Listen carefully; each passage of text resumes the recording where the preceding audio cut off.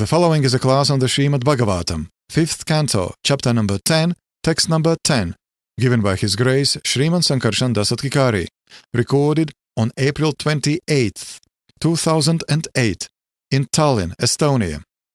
Om Namo Bhagavate Vasudevaya. Om Namo Bhagavate Vasudevaya. Om Namo Bhagavate Vasudevaya. Om Namo Bhagavate Vasudevaya. Om Namo Bhagavate Vasudevaya.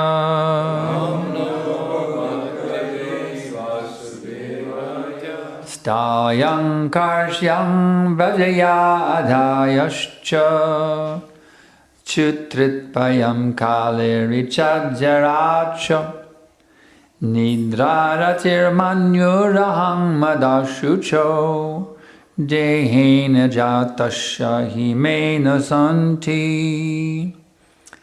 Translation and purport by Srila Prabhupada. Fatness, thinness, bodily and mental distress, thirst, hunger, fear, disagreement, desires for material happiness, old age, sleep, attachment for material possessions, anger, lamentation, illusion, and identification of the body with the self are all transformations of the material covering of the spirit soul. A person absorbed in the material bodily conception is affected by these things. But I am free from all bodily conceptions. Consequently, I am neither fat nor skinny nor anything else you have mentioned. Therefore, by Srila Prabhupada. Srila Narottam Das Thakur has sung Deha Smriti Nahi Yara Sangsara Bandhana Kahantara. One who is spiritually advanced has no connection with the body or with the bodily actions and reactions. When one comes to understand that he is not the body and is therefore neither fat nor skinny, one attains the topmost form of spiritual realization. When one is not spiritually realized, the bodily conception entangles one in the material world. At the present moment, all human society is laboring under the bodily conception. Therefore, in the Shastras, people in this age are referred to as Dvipada Pashu, two-legged animals. No one can be happy in a civilization conducted by such animals. Our Krishna consciousness movement is trying to raise the fallen human society to the status of spiritual understanding. It is not possible for everyone to become immediately self-realized like Jad Bharat. However, as stated in the Srimad Bhagavatam 1.2.18, Natrapa Eshra Badreshu Nircham Bhagavata Sevaya. By spreading the Bhagavat principles, we can raise human society to the platform of perfection.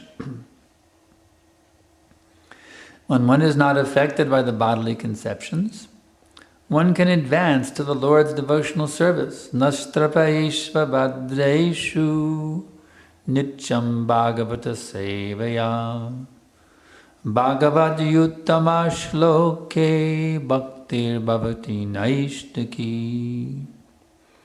The more we advance our freedom from the bodily conception, the more we are fixed in devotional service, and the more we are happy and peaceful.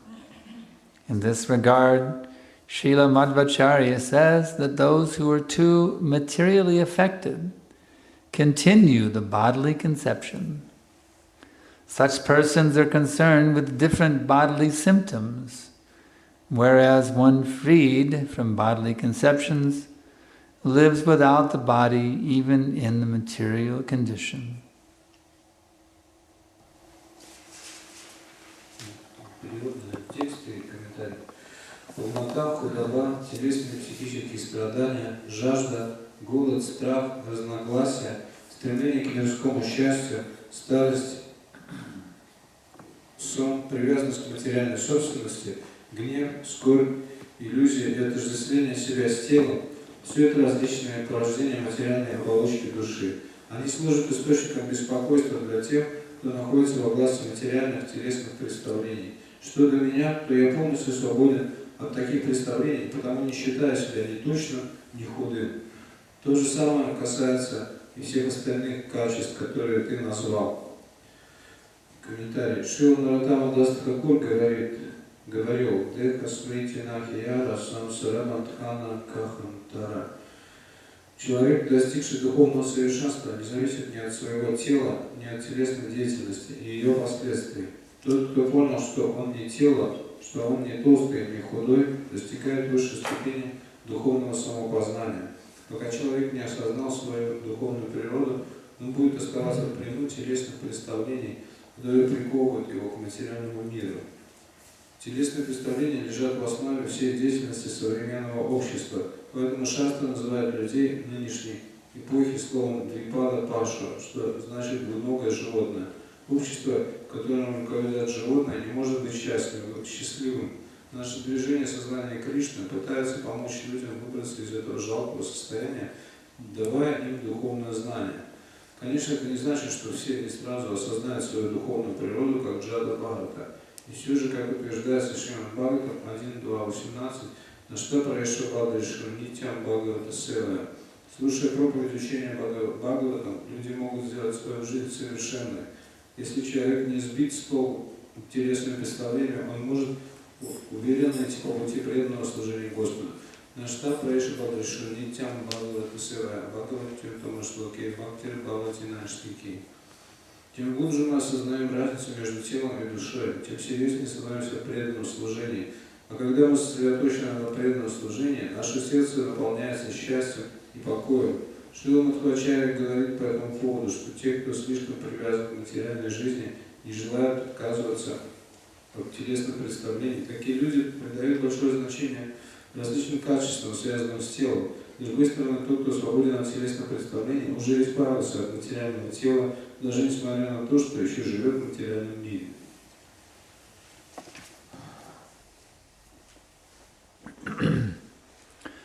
Mandeham Shri Guru Shri Jata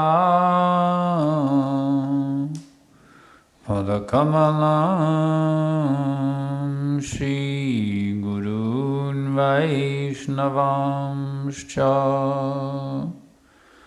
Shri Rupam Sagrajatam Sahagana Raghunatan Vitam Tam Sajivam Sadaitam Savadutam Parijana Saitam Krishna Chaitanya Devam Shri Radha Krishna Padan Sahagana Lalita Shri Vishakanvitamscha.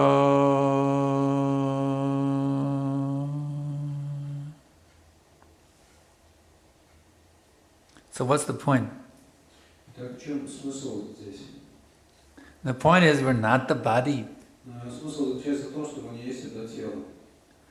This puffed up king, he was chastising Jad Badal on the basis of body.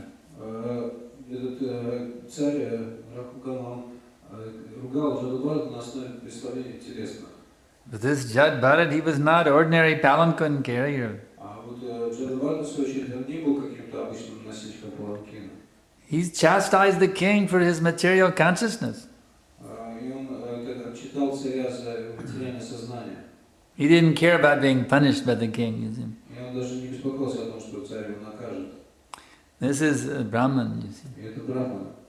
He will speak the truth fearlessly. Он бесстрашно говорит истину. He's not bought out by money. Не то, что как, the modern day so-called Brahmins, the priests, the college professors, they're simply purchased by money. That's all. Что вот современные как священники и преподаватели в колледже, так называемые как у Брахмана, они все за деньги как бы куплены. But in former times it was not like that. В предыдущие времена так не было. Even a few centuries ago in Krishna Nagar, даже вот столетия назад в Кришна Нагаре. How many of you have been to Mayapur? Как много из вас были в Майяпуре? You know there's that town Krishna Nagar. В то время это был Кришна Нагар. You've heard that Krishna Nagar near Mayapur, yeah? It's a major city near Mayapur, Krishna Nagar. So, some centuries ago in that Krishna Nagar, in those days there was king, Krishna Rai, he was king.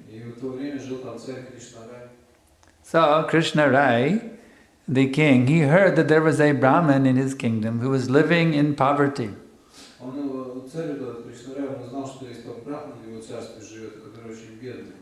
So he wanted to give all charity to that Brahmin, so he would no longer be living in poverty.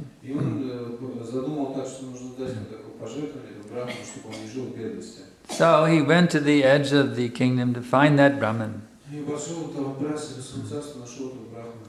Actually, that Brahmin was living under a tree with his wife.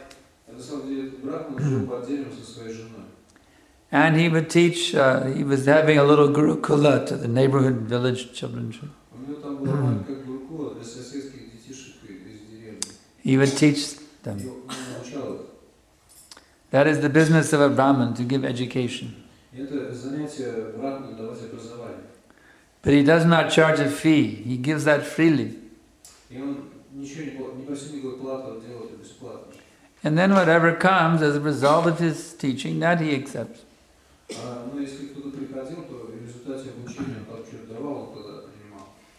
So the king, Krishna Rai, came to that Brahman. He said, Brahman, I heard you are living in poverty. I want to bestow upon you all wealth. The Brahman said, poverty? What do you mean, poverty? Can't you see I am living under this tamarind tree? And my students, they bring me one handful of rice as Guru Dakshina.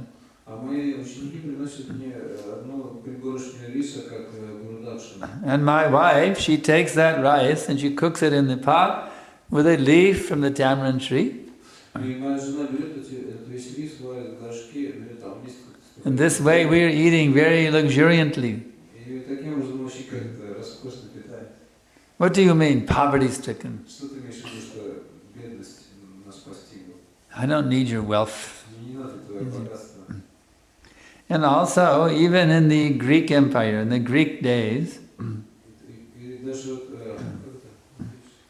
there were many famous Greek philosophers. They were like the Brahmins.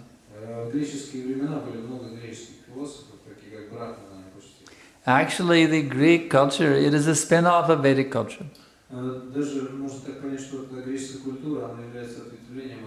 The two sons of the Vedic king Maharaj Tejasi, they formed the Greek and Roman empires.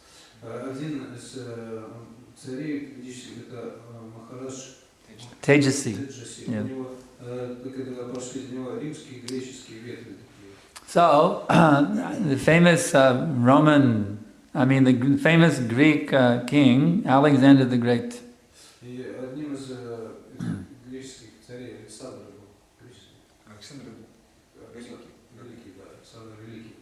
He went to the famous philosopher Diogenes.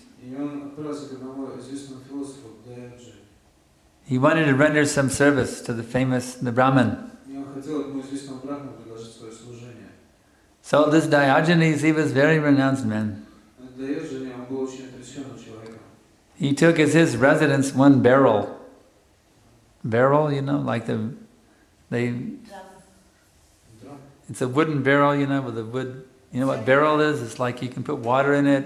Он взял большой барабан, деревянный, почти такой, но большой. You know the garbage container? It's like a garbage can, Бочку. but it's made out of wood.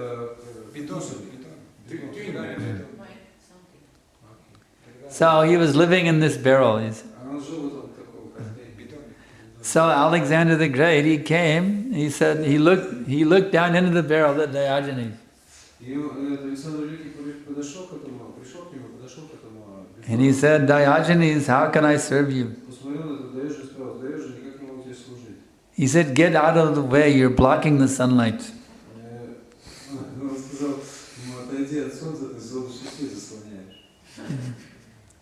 So this is Brahman, you see. You cannot bribe him with money. He will speak the truth in any circumstance. So this is the quality of this Jad Bharat. He is very advanced Brahman, you see, pure Vaishnava Brahman.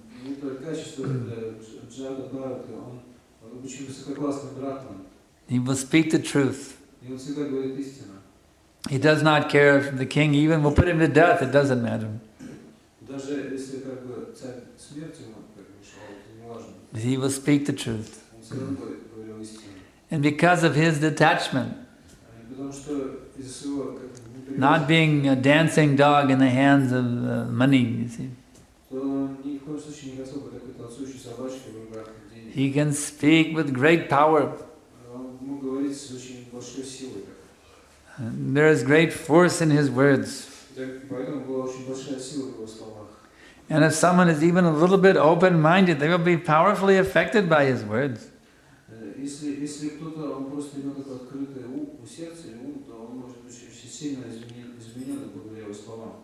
So, Jad Bharat now, he is giving this information, how we are not the body.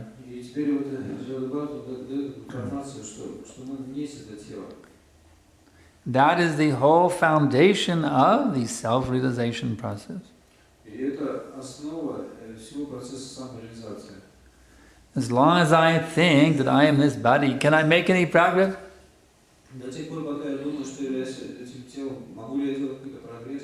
If you think you're an Estonian man, can you make any progress in this pathway? If you think you're an Estonian woman, can you make any progress in this pathway?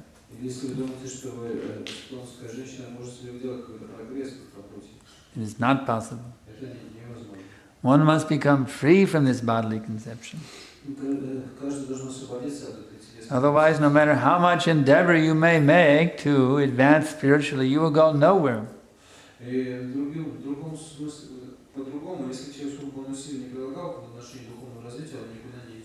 In this connection, there is a very nice story told by Srila Bhaktisiddhanta Saraswati Thakur.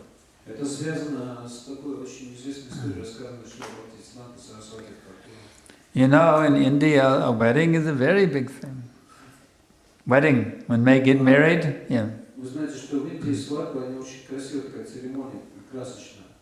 Not just the family, but the whole village will come for the wedding, you see. It's big festival when there's weddings. So generally, they will marry one boy from one village with a girl from another village.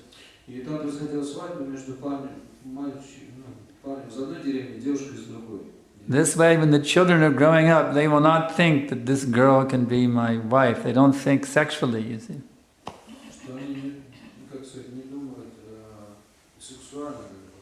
They marry from different villages.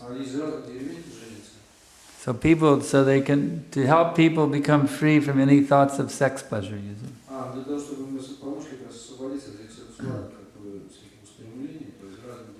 So anyway, the villagers were coming from one village to the other village where the wedding was going to be held the next day. And on the way to the village, there was a huge body of water. Just like here, you have the Gulf of Finland between here and Helsinki, you see. Huge body of water. We come on the boat, and it takes us 3 hours to cross the water, you see. With powerful engine rolling, you see.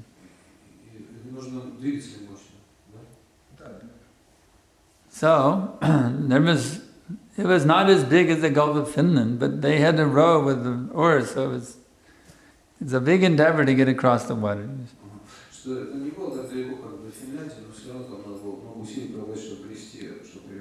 So, in the evening time, the villagers from one village, they came to the river.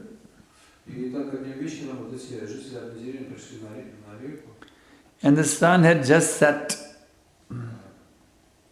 The sun had just gone down for the night. So they woke up the boatmen, they were sleeping. And the villagers woke up, wake up, wake up, wake up. And there's a wedding happening in the morning. You have to immediately take us across this vast body of water. Otherwise we will be late for the wedding. So the boatmen woke up, they shook the sleep out of their eyes. And the villagers got in the big boat and they started rowing. Whole night rowing, rowing, rowing, rowing, rowing. And in the early morning, when the sun came up on the eastern horizon, the villagers woke up thinking, oh, now we will be in the other side, at the village where the wedding is going to happen.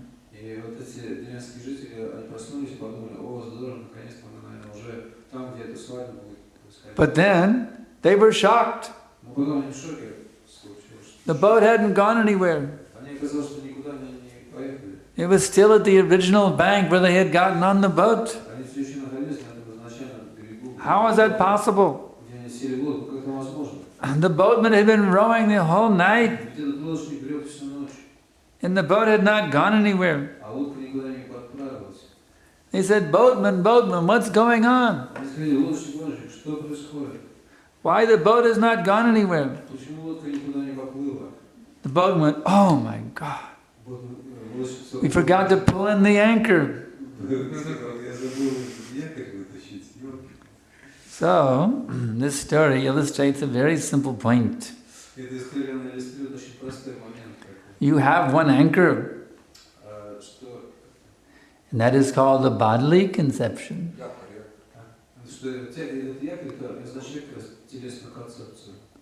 If you are thinking you are an Estonian woman or an Estonian man, you see, then your anchor is stuck in the mud. And you're not going to go anywhere. I don't care how much endeavor you make for self-realization, you will not make any advancement. You can endeavor day in and day out, week after week, month after month, but still you will not make any advancement.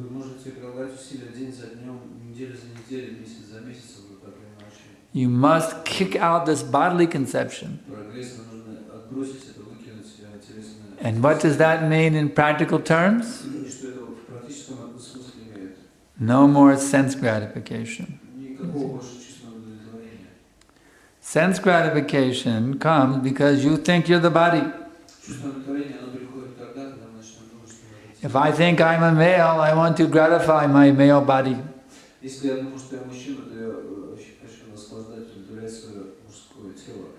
If I identify with my body, I want to gratify my tongue. I want to drink coffee. I want to smoke cigarettes. I want to drink liquor. I want to have sex pleasure. And this is all from the false bodily conception. But if you will kick out with boot this false conception, fully realizing that aham brahmasmi, I am spirit soul, then you'll be following that golden pathway of bhakti, chalked out by Srila Jadbharat.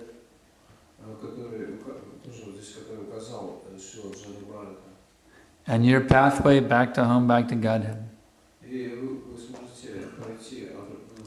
will be unobstructed. It will be clear sailing back to home, back to Godhead.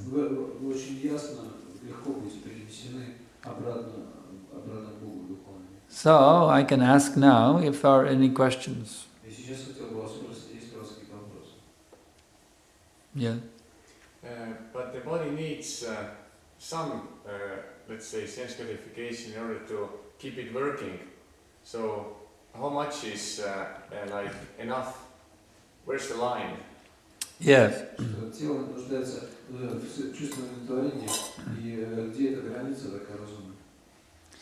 Just like when you take prasadam. You can, if you take two, you don't take enough prasadam, you won't have any energy for doing service. But if you take too much prasadam also, you won't have any energy for doing service. So you take enough prasad to where you're fully energized for service, you see. And you take enough sleep to where you're fully energized for service. So we are not against sense gratification. We are against excessive sense gratification. Just like when you put the gasoline in your car, you fill the tank to the brim. And do you keep pumping the gas after the tank is full? If you do, the gas will just come all over the park, just go everywhere, all over the car, all over the ground. It's a waste.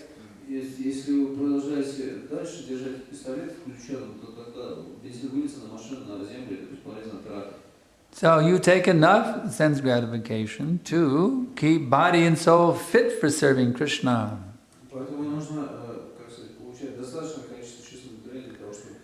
Beyond that, it is not your quota.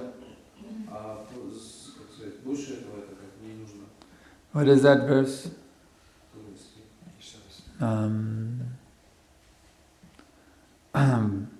Everything animate or inanimate that is within the universe is controlled and owned by the Lord.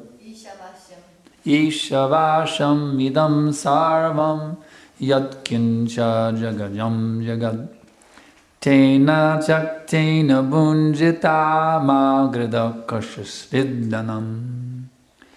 Everything animate or inanimate that is within the universe is controlled and owned by the Lord. One should therefore accept only those things which have been set aside as one's quota, knowing well to whom they belong. There is nothing here that is your property. Everything is the property of Krishna. You're allowed to use what you need to energize yourself for a life of bhakti. If you go beyond that, you are a thief, and you'll be punished by the laws of nature. So one should always be very cautious not to overindulge the senses.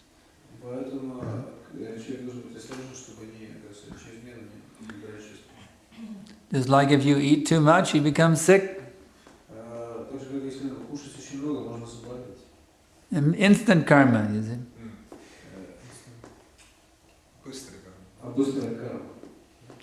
Any other question? Вы сказали, что мы не можем прогрессировать, отождествляя себя с материальным телом. You said that we cannot progress if we identify ourselves with material body. If we identify ourselves, we cannot progress. That's right, you won't make any progress. Но отождествляя себя с материальным телом, мы можем, скажем, развиваться с невежества до благости. But if we identify ourselves with the body, we can progress from tamagun to Still we can progress. Still we can progress. Still we can progress from tamagun to mode of goodness. No, you can progress to Rajagun. Вы можете прогрессировать до Раджагуна. But you can, Sattvagun means you have knowledge, spiritual knowledge. Саттвагуна означает, что у вас есть знание, духовное знание. You may progress to Rajagun, but if you want to call that progress. Вы можете, конечно, прогрессировать в Раджагуне, но это нельзя назвать прогрессом. You know what Prabhupada said? See, Tamagun is inactivity. Прабхупада сказал так, что невежество — это бездейственность. Rajagun is activity, very active. Раджагуна — это такая очень активная деятельность. So Prabhupada said, if they are foolish, it's better they remain inactive. Лучше оставаться бездейственным. Если кто-то глупый, лучше оставаться бездейственным. You see, knowledge, that is Sattvagun. Поэтому знание — это саттвагуна. Knowledge of the difference between the body and the self, that is Sattvagun. Знание — это понимание разницы между душой и телом. And then when you become perfect in applying that knowledge, that is Shuddha Sattva. И когда вы уже станете совершенны в том, как это знание применять, тогда это There are 4 positions. саттвы. Inactivity, that is Tamagun. Бездейственность. To be very active in the bodily conception, that is Rajagun. To know the distinction between matter and spirit, that is Sattvagun. And to perfectly apply that distinction, that is Shuddha Sattva.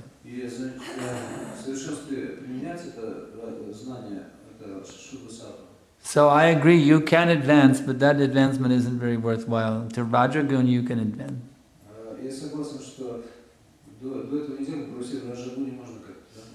You become very active karmi. You see? That is some advancement. Yes. But isn't the karmi activities is just like animal activities? So where is the progress? Но не так ли, что ведь все такие вот эта деятельность кармы, это такая животная деятельность, в чем тогда прогресс? Where is the what? Progress. Yes. They are progressing toward hell. Но они прогрессируют в сторону ада. Just like the modern day society, you see, they made big arrangements. Современное общество это такая очень такая большая организация, такая структура. This is Rajagun society, you see. Общество Раджагуна. Big skyscraper buildings. Огромные небоскребы, здания. Just like these ships that go back and forth between here and, you know, Helsinki. Big arrangement with liquor, gambling. We see the people, they come from Helsinki because the liquor is cheaper in Tallinn. They come with their little carts and their wagons. And they come off the boat in Helsinki with the whole wagon full of Estonian liquor. You see. This is called the progress of civilization. They get on a cruise ship and they go to Tallinn to buy liquor. And sometimes they can't even wait to get off the boat before they get drunk. And they have to stagger off the boat in Helsinki. This is their so-called progress, isn't it? It's simply going down and becoming lower than animals. That's it.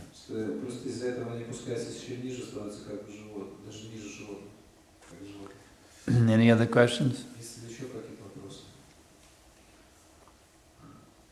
Because Srila Prabhupada, he said that Tamagun and Rajagun, this is lower gunas, and Sattvagun is higher. But Раджагуна is also low. Yes, Rajaguna is also low. Что Шрила Прабхупада как говорит, что невежеские страсти, они как низшие гуны. А это транслирует. Yeah. Что благость это высшее. So what's the question? I just like a little bit. You're checking the translation. And any other questions? Yeah. So is it that well, right now it's a little bit longer, okay? So right now, for instance, like with all the people, like in Estonia and Finland, all over the world, they are engaging in sinful activities. Тогда получается не так ли, что большинство или все люди там в Эстонии, Финляндии, не заняты такой греховной деятельностью? So they're engaging in sinful activities, and this a lot, and this I mean the karma comes anyway, right? What anyway? They how to say this? They generate very much very bad karma. Yes. Таким образом, в своей деятельности они производят очень много греховных реакций. And even let's say they have some let's say some goodness in them, and right now it may seem they're indulging in that, but they don't get reactions right now. But how to say the generation, like the next generation, or like after like some years. No, they get sometimes immediate reaction too. But I mean like sometimes immediate, but is it like sometimes in the next life too. In next life too, but I mean it is like I want to say that all these sinful activities, they must, how to say, is it true they must manifest like collectively, like wars and such? Of course. Collective karma, yes. Yes. That's Oh yeah.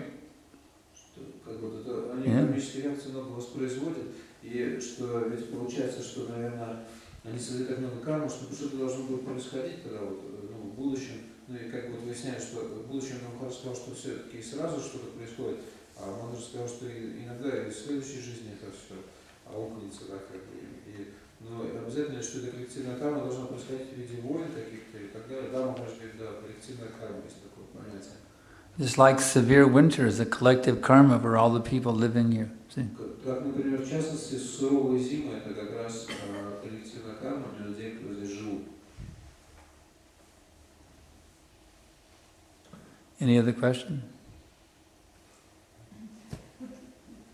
Объясните, пожалуйста, вот трансцендентальная энергия Кришны, она может, она же молчание, а когда мы произносим джапу, это гуна благости, да? А как мы потом получаем трансцендентальную энергию Кришны? Потому что говоря, когда человек говорит, тогда не может, он материальную энергию может быть только, в лучшем случае гуна благости. Как мы получаем через произношение Харе Кришна трансцендентальную энергию? Потому что произнося, мы находимся в материальном мире. She said that transcendental energy of Krishna, it means Transcendental what? Energy. Transcendental Energy Of Krishna is when silence. Silence. Yeah, and when we silence. Transcendental energy of Krishna is when it's silent, quiet. is what? Quiet. Silent? Yes. Silence. Yes.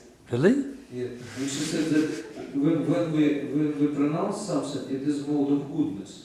She said when we pronounce. When we make some sound, then it is mode of goodness. Yeah, at least mode of goodness, Not or maybe materials. When the transcendental energy of Krishna is silent and it makes a sound, it's some mode of goodness? Mode of goodness, or it is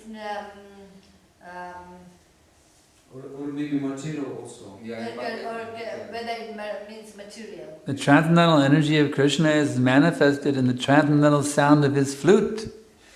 Махарадж говорит, что трансцендентная энергия Кришны, она проявляет себя через трансцендентные звуки его. That is not in the mode of material modes of nature. И она не в каких-то материальных гунах этой природы.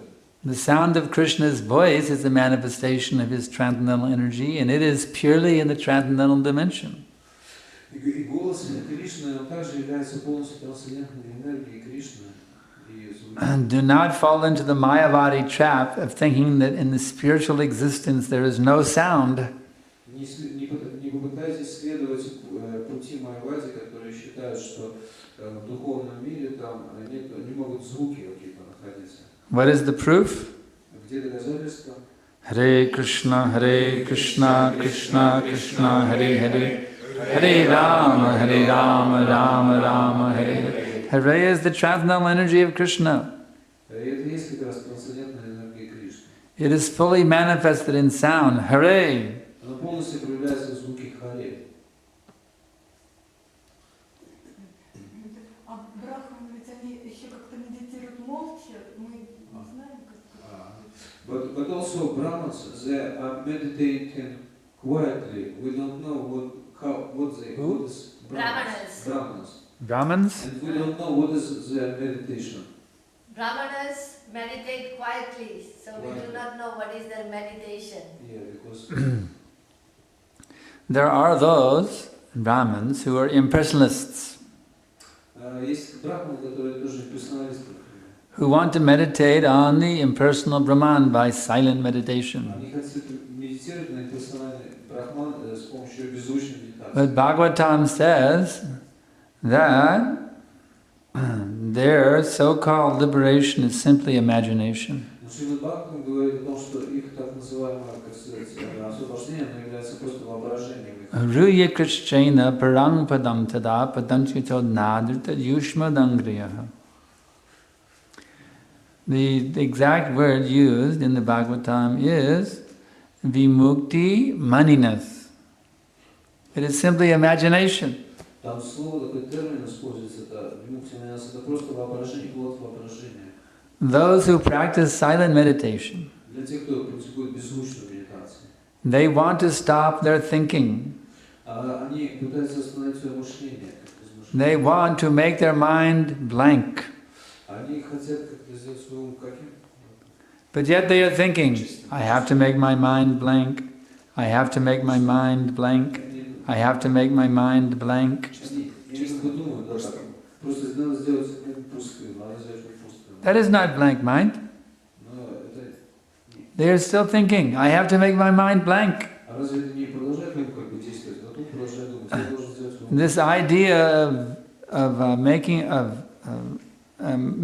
meditating on nothingness is simply an illusion.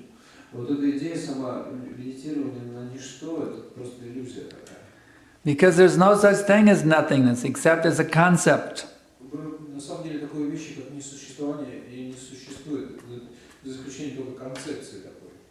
And one's mind can never be satisfied by this so-called silence of nothingness.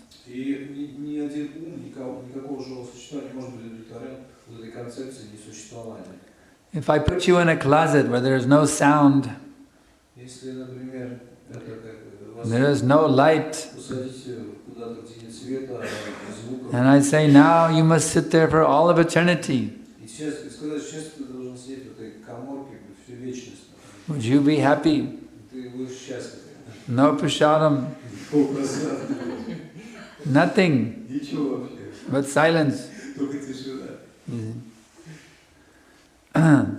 They sometimes are frustrated with the sights and sounds of this material world.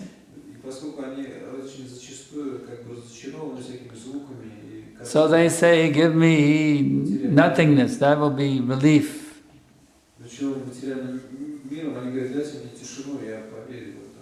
And they go on for a little while in their so-called nothingness. But then their senses become agitated. And my exalted God brother, His Holiness Tamal Krishna Goswami,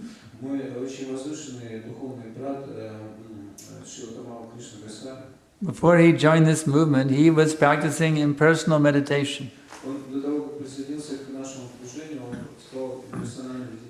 Dry austerities. He would live in the forest eating only the brown rice. But then he couldn't stand it, and he would come into the city and go to an ice cream parlor and eat ice cream like anything.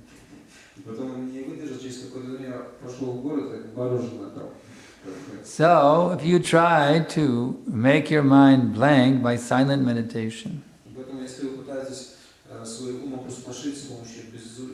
for some time you can become very proud that yes, I am now one with Brahman, I am God. But you cannot remain satisfied in that impersonal meditation. And you will come back again to material sense gratification. But if you want actual permanent transcendental existence,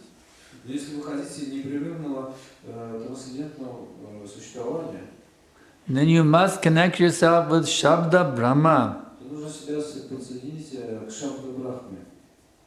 transcendental sound vibration. Because there you can find eternal peace. There you can find eternal satisfaction. And there you can be blessed with full knowledge for all of eternity. It's all right there in the mantra. It is not ordinary mantra. It is Maha Mantra. It is all there for you, Mataji. Hare Krishna, Krishna Krishna, Hare Hare. Hare Rama, Rama Rama, Hare Hare. So you take shelter of that mantra, that transcendental sound. Give up your attraction to so-called silence. This is the greater silence. This is the supreme silence. Hare Krishna, Krishna Krishna, Hare Hare. Hare Rama, Rama Rama, Hare Hare.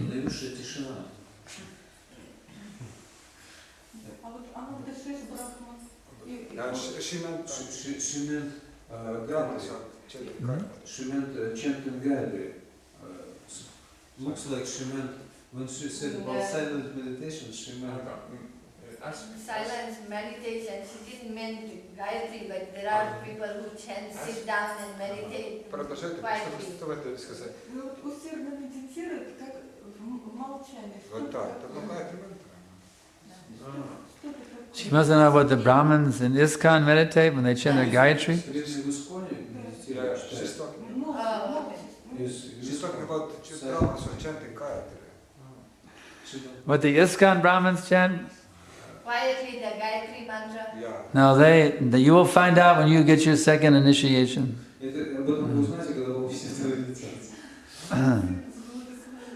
Now you're not first initiated yet, are you? Now you qualify for first initiation. Once you get first initiation from the spiritual master, then when you become fixed in chanting Hare Krishna, then he will give you Gayatri mantra also. It is not a silent thing. It is chanted very softly. It is not nothingness they're meditating on.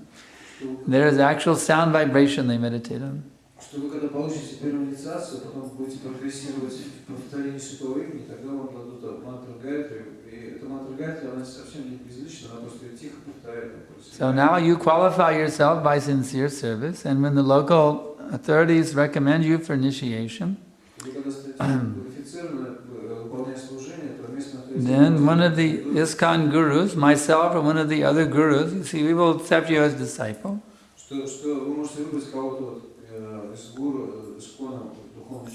And then when you show that you are steady and you're following your initiation vows, then myself or one of the other gurus, we will give you Brahman initiation and Gayatri mantra.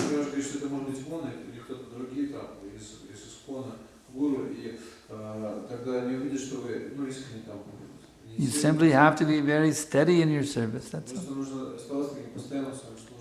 Always trying to serve Sri Krishna. всегда пытаться заниматься служением Шри Кришне. Any other questions?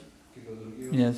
So I was wondering that the devotees who make the sound vibration, I mean not so, are they meant to make the sound vibration of Hare Krishna or they have to do it silently? As Hare Krishna chanting should be out loud or come on silently meditate on Hare Krishna? Должно ли быть это воспевание Харе Кришна быть таким громким, или как бы такая тихая медитация? Some people say, well, I don't need to chant japa because all day long within my heart I'm chanting Hare Krishna. Некоторые люди говорят, так что мне не надо вслух читать джапу, потому что весь день я в сердце у себя там Харе Кришна. I don't require japa. И мне не нужна джапа. But that is cheating. Но это обман. Vibrate or just sit quietly with the beats? The vibration, our minds are very, very fickle. Что вибрации ума, они очень такие непостоянные. They're like a naughty child running here, running there, at every minute running for this sense gratification and that sense gratification. Как ребенок, там, может быть, он бегает туда-сюда, от одного чувства удовлетворения к другому. So simply to silently think Hare Krishna, that is not enough strength, not enough Shakti. Что если там, ну, так беззвучно думать там Харе Кришна, то нету как бы силы в этом. To subdue the mind, which is like a raging hurricane. Такой бушующий оркан. Бушующий Оркан. Hurricane. Музыкальный? Orkaan. Kuidas orkaan vene keeles öelda? Orkaan, štorm. Mingi siuke suur torm, noh. Štorm.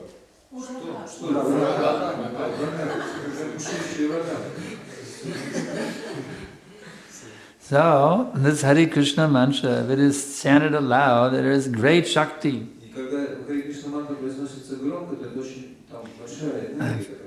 If you can fix on the sound vibration, it is called Nama Avatar.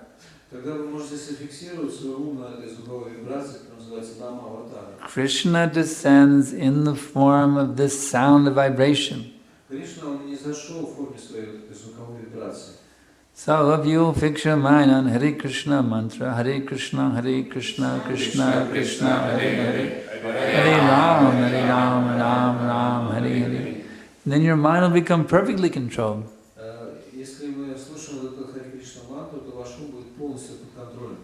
I can guarantee you, if you just try to silently chant your japa, you won't make progress. You won't go anywhere.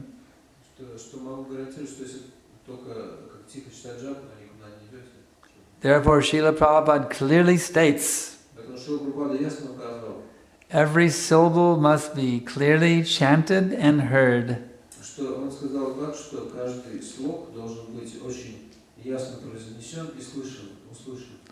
Any other questions?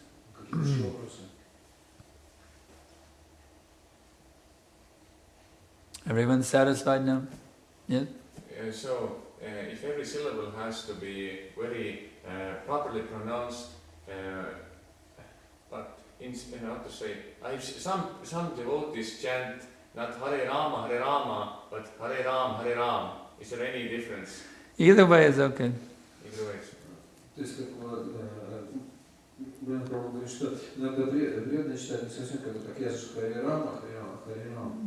You can hear Prabhupada you can hear on the recordings of Prabhupada, sometimes he would say Hare Rama, Hare Hare. Sometimes he says Hare Ram, Ram, Hare. Either Prabhupada did both ways. But I can tell you this, if you get into the subtleties of linguistics, you cannot say the M without putting an A on the end of it. Ram. There is a subtle There has to be, you can't say it without an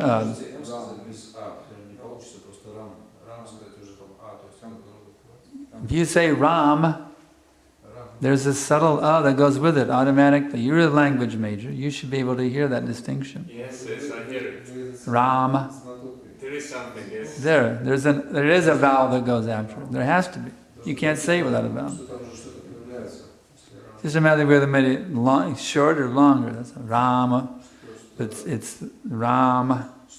It's there in either case.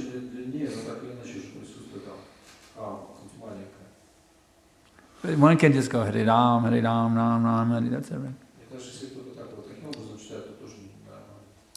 Okay, anything else? All right then. So, all right. А как насчет, когда поем киртан, иногда Рамо, иногда Рама? Что это такое? Ramo, Bengali.